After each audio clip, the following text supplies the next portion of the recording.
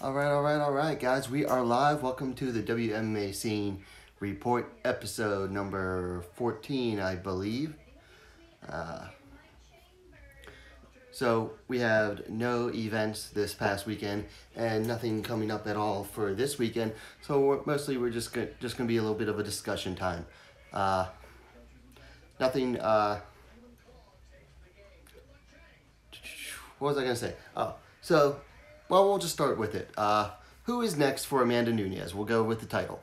Who's next for Amanda Nunes? So, I mean, she's just coming off the big win over Cyborg. What was it, 2 weeks ago, or a little over a week ago? She's possibly the greatest female fighter of all time right now. Some people debate she is. Some will say that she isn't. That's not for me to say. Anyway, but she's got no shortage of possible opponents right now, if you ask me. And so we'll go through all of them. I even got the picture up there. So first up, I think this should be the most obvious. She could go back down to 135 and defend against her title against Ketlen Vieira. Ketlen Vieira is the strongest contender at bantamweight right now, hands down. She's 10-0. She has wins over. She has 4 straight wins in the UFC right now. She made her debut with a split decision over Kelly Fasholz, but then she did a lot better. She came back with a unanimous decision over Ashley Evans-Smith. Of course, then she defeated Sarah McMahon with the arm triangle choke in the second round at UFC 215 in, September of 2017. Now, of course, unfortunately, due to injury, she only had one fight in 2018. She won a split decision over Kat Zingano. Now, not the strongest resume going right now, but like I said, she has the longest winning streak going in bantamweight right now in the UFC. Because Aspen Ladd only fought 2 fights. So she's probably the closest thing to a number 1 contender. I haven't even looked at the UFC rankings because they're always garbage. But I would have to say that Ketlen Vieira, the one next to Nunes in the picture up there, has to be number 1. Next option, and I'm not as excited about this one, would be Megan Anderson at 145. Megan Anderson's the only fighter at 145 coming in with a win right now, unless you count Holly Holm's win over Megan Anderson, but Holly Holm has a fight booked at 135. So, you got Megan Anderson coming in with that TKO win over Chris Cyborg. Kat Zingano. With the whole toe in the eye thing. So, Megan's coming in 1-1 in the UFC. She's 8-3 overall. Not exactly the greatest resume for title contention, but it's women's featherweight. Who else is there? Next option, of course. Actually, you know what? No, before I go over that, I actually think that it'd actually be fun to watch Nunes fight Megan Anderson because it would be a wreck. I mean, it might not be a 51-second wreck like it was with Chris Cyborg. I think Megan's a little bit smarter than to fight the way Cyborg did, but it would be fun to watch because I just think Nunes would wreck Megan Anderson. Megan Anderson is fairly slow. She hits hard, but not that hard. Nowhere near what Nunes hits. She also is not good on the ground at all. I mean, when you're getting dominated on the ground by Holly Holm, your ground game needs a lot more work. So if you want to go for pure entertainment, pure sacrifice to the Just Bleed gods, then sure, go with Megan Anderson at 145, defender strap. Personally, that's not what I would go with. I think Nunes, if she's going to keep both titles and defend both, then the next logical step is to go back down and defend 135. So, of course, back to Ketlen Vieira. Now, if it's not Ketlen Vieira, then the next logical step would be the winner of Holly Holm versus Aspen Ladd. Now that fight is coming up at UFC 235, March 2nd. That'll be a very interesting fight. Holm is definitely way better than Ladd on the feet. Now on the ground is where it gets interesting. Can Ladd get Holm down? I think it's certainly possible she can get Holm. Excuse me. I think Ladd can get Holm down. It's just a matter of how fast she can get it there, how easily she gets it done. So once Ladd gets it to the ground, I think she definitely has a very good chance against Holly Holm. I mean, Holm's not a ground fighter. She's the kickboxer, right? So that'll be an interesting fight. So you have Ladd's coming in. She's 7-0. Holly's 12-4. All of her 4 wins have come within her last 5 fights. I mean, she's 1-2 at featherweight. With the controversial loss to Darren Dami, and then of course the loss to Cyborg. I mean, geez, looking at Holly Holm, when was her last freaking? Okay, so she has the win over Megan Anderson, but before that, the only win she has in so she's 2-4 in her last 6. Okay, correction to myself from earlier. She's 2-4 in her last 6, but so her 2 wins are to Megan Anderson in Anderson's UFC debut, and then before that was Bethe Correia all the way back in June of 2017. Wow, Holly only fought once in 2018. That's rare. She likes to stay active. So yeah, her last win at bantamweight, it was Bethe Correia, who she knocked out with that glorious question mark head kick. So Holm really needs a win bad at 135. So whereas Ladd is on a roll, she's a blue chip prospect for that division, definitely. She's coming in with 2 straight wins in the UFC. She beat Lena Landsberg by round 2 ground and pound, and then Tonya Evinger by first round ground and pound. Of course, the big question mark with Aspen Ladd is, will she make weight? And will she make it without difficulty? Her last fight, she almost collapsed just getting onto the scales. I mean, she was literally standing there on the scale, wavering. I don't think they had a doctor there, because a doctor probably would have canceled the fight right then and there. At least any sane doctor would have. It's only a matter of time before the barrel-shaped Ladd is forced to go to 145. In which case, she goes to 145, she'll be on a short list of contenders for the title there. Because, well, who else is there? So last up for who Nunes should face next and defend against would be the Cyborg rematch. Well, Nunes thinks Cyborg should get a win or so before then.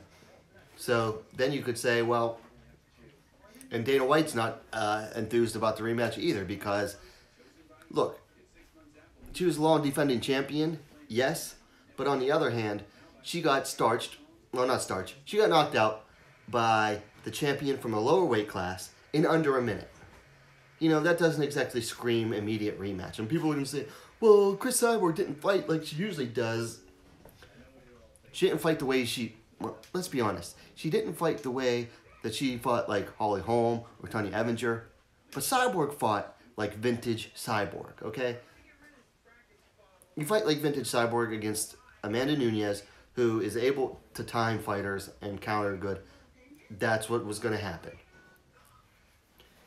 A lot of people probably won't like that, but that's how vintage Cyborg fights.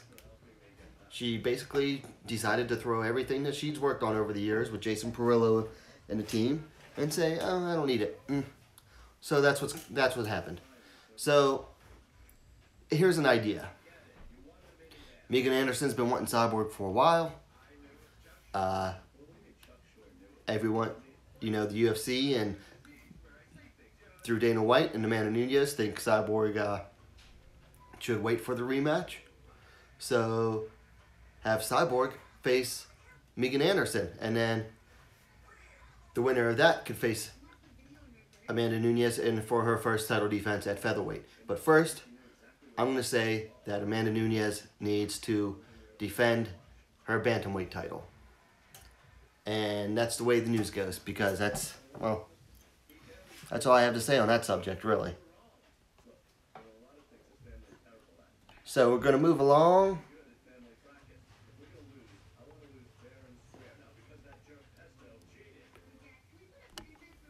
So I made the video on this yesterday. Rose Namajunas. She's been found, guys. They found her. They finally got her. They finally pinned her down. She is now committed to defend her title. And it's against Jessica Andrade. I'm freaking excited for this. It's in Brazil. It's in May 11th, I want to say. Let me look it up real quick here.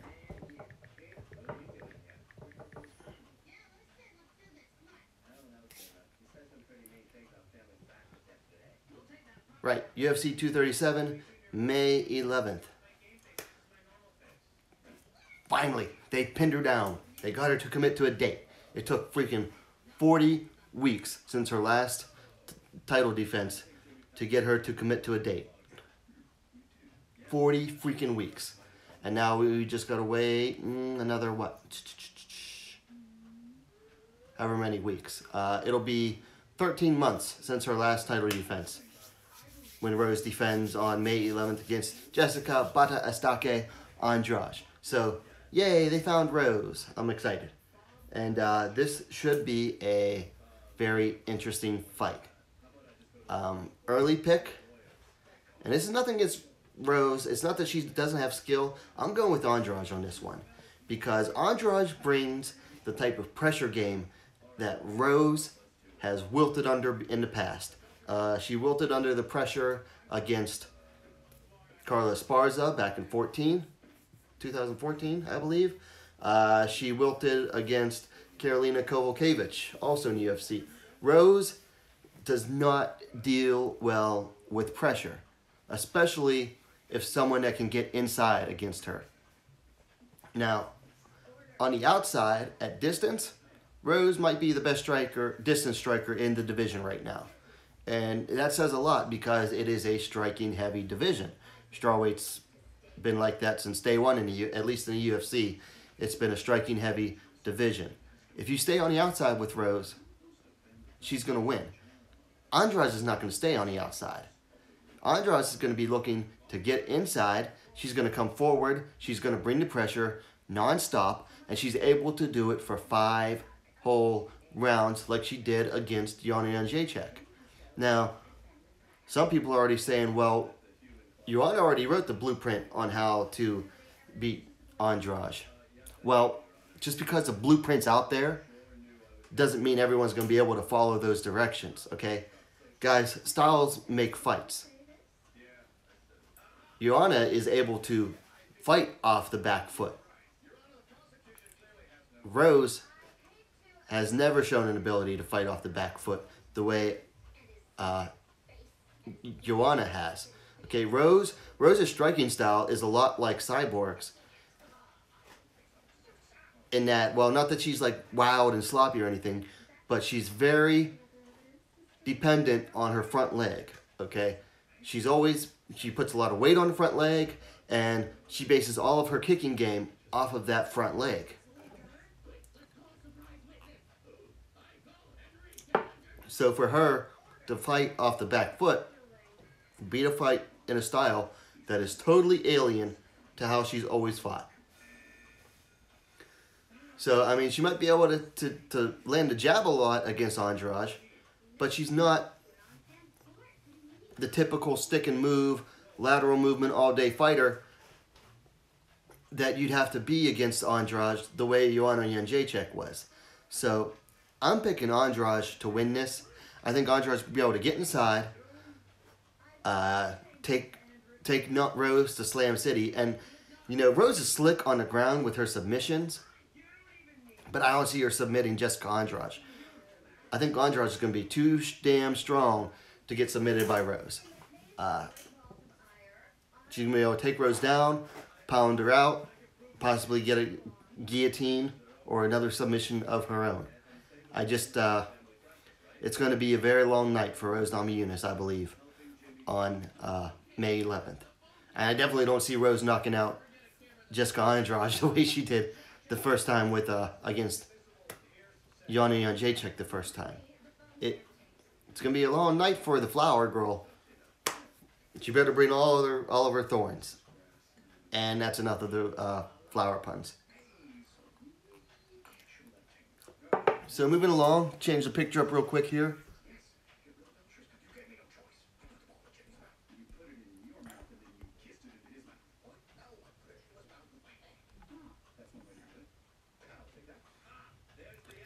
Okay, so next week is UFC on ESPN Plus #1. UFC on ESPN Plus #1. So it has 2 female fights. Looking forward to. The first one is in the women's flyweight division. We have Joanne Calderwood taking on the debutante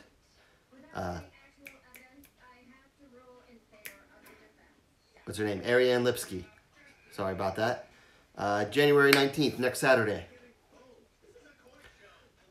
So Lipski versus Calderwood. We have JoJo versus the Violence Queen. This will be an interesting fight. Lipski is not the most technical of fighters, but she does bring the violence, of course. That's the nickname. Calderwood is slightly more technical, but she's slow, she's plotting, and she's predictable. Calderwood's coming in with a 12-3 record. Lipski 11-3. Let's see. According to Topology, Joanne is the slight underdog at +175. Lipski's moderate favorite at -225. They're the same height. According to Topology, Lipski has a almost 2-inch reach advantage. So, I'm not, I haven't watched any of Lipski's fights, I'll be honest. I've watched some highlights of her. See, been in the first fight for JoJo in a while. No, she fought 4 months ago. Lipski last fought 10 months ago. Let's see, early pick on this one. You know what, I'm going to go with the favorite here. I'm going to go with Lipski on this. No particular reason. But I wouldn't be surprised if JoJo won, and I wouldn't be disappointed either. Everyone's saying this is JoJo 2.0. At flyweight, it's very possible. So, short take on that one. Next one also going to be a short take.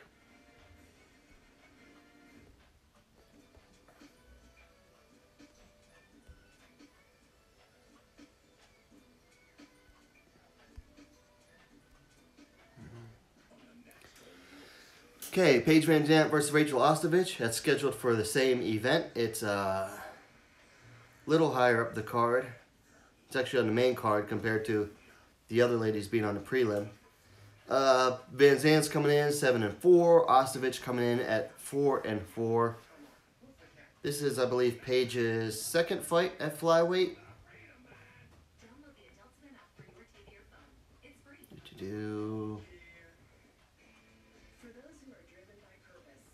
This is her second fight at flyweight after almost a year of fighting.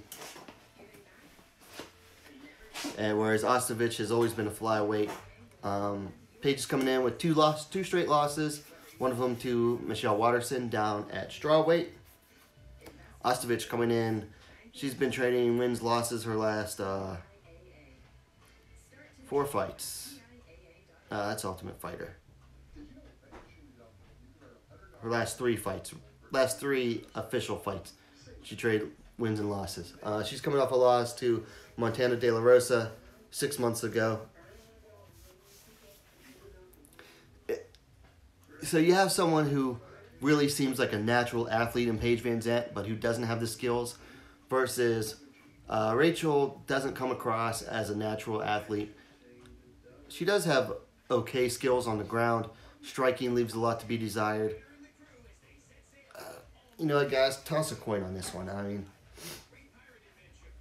I don't know. Deciding who wins this one is like going to be like, well, who's hotter?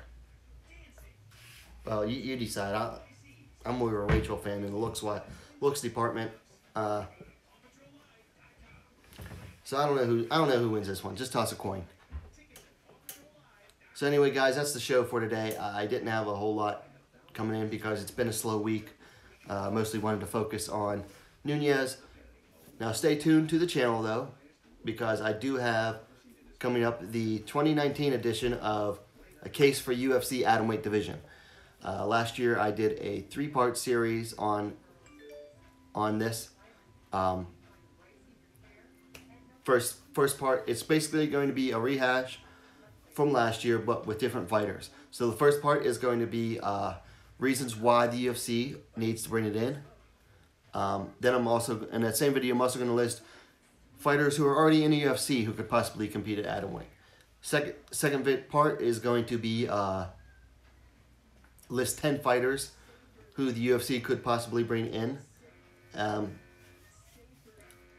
based on being they're young up-and-comers within a division. And then the third part is going to be must-haves for the division. It's going to have all the top fighters within a division, plus the highest rated contenders. There should be about 10 of those. A lot more of those from last year than what will be in part 2. The top of the division didn't change too much, but guys, stay tuned for that. I think they're going to turn out really good. Just gotta really get started on those. They're going to be very picture heavy, very they're going to be excuse me.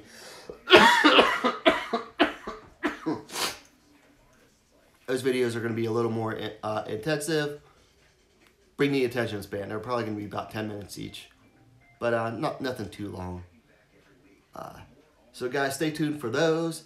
And if you're watching this and you haven't yet, what are you waiting for? Subscribe to WMMA now, the best, fastest growing women's mixed martial arts dedicated platform on YouTube. Guys, see you this